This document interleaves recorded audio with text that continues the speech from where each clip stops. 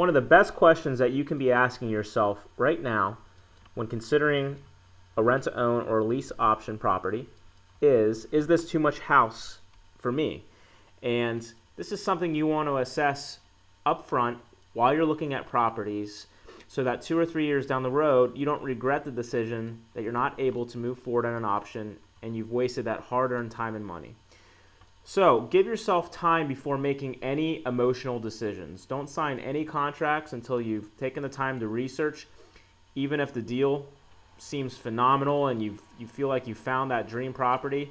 If there's any doubt in your mind that this isn't the right place for you to move into, give yourself a little bit of time to talk it over with your spouse, your family, and to make sure that you're making a wise decision.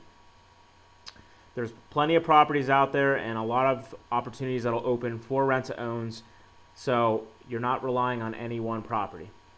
Secondly, payments should be no more than 1/3 of your gross income before taxes. Extremely important, so that, and this is in the sense that you're assessing from what the property is going to be worth when you purchase and getting an idea of what your mortgage payments will be. Now, this will be an estimate because you don't know exactly what kind of terms you'll get, but gauge that, give yourself an idea if you're running close to that fine line of going over, and you don't want to be too much over that. I mean, 1/3 or less is ideal. That's where you want to be.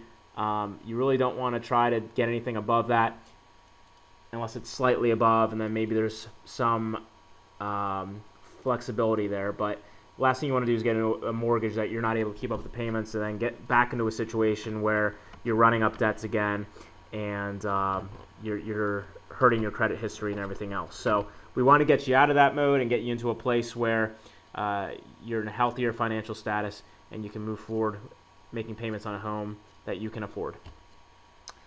Third, consider other costs, such as the future repairs that might need to be done on the home or that you'd like to do once you own it, and the approximate cost for taxes and insurance that'll be tagged on as well.